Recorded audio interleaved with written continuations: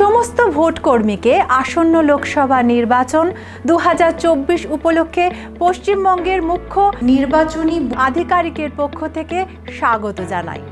আসুন দেখে নেওয়া যাক ভোটের আগের দিন বুথে পৌঁছে পোলিং পার্টির কি কাজ থাকে।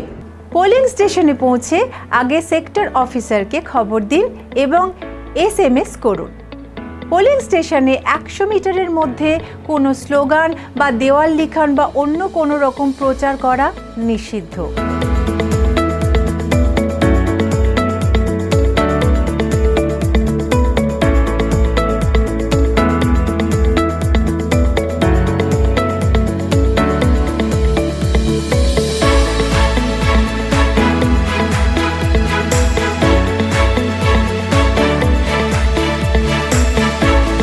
পোলিং স্টেশনের 200 মিটারের মধ্যে কোনো রাজনৈতিক দলের বুথ থাকবে না।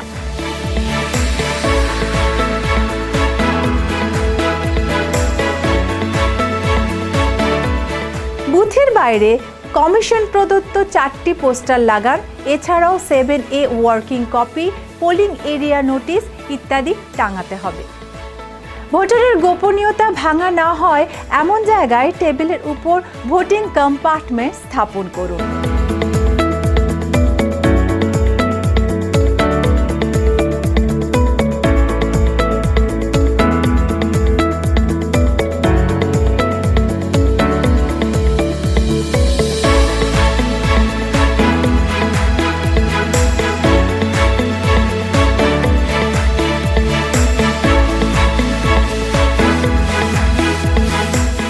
ভোটিং কম্পার্টমেন্টের গায়ে স্টিকারে পোলিং স্টেশনের নাম এবং নম্বর লিখুন।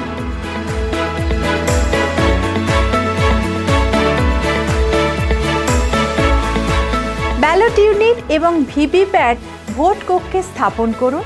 ভিভিপ্যাট BU এর বাদিকে থাকবে, CU থাকবে থার্ড PO টেবিলে।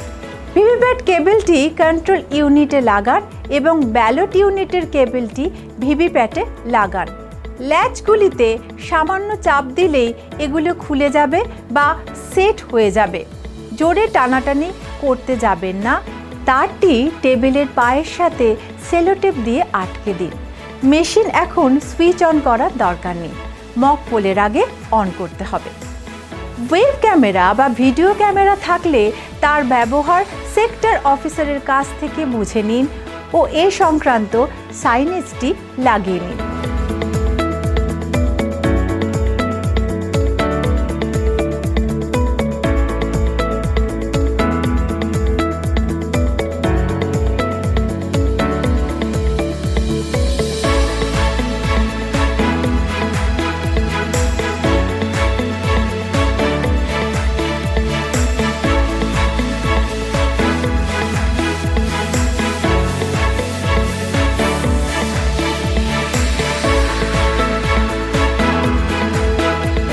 বিভিন্ন ফর্ম, খাম, ট্যালি শিট তৈরি করে পূরণ করে রাখুন।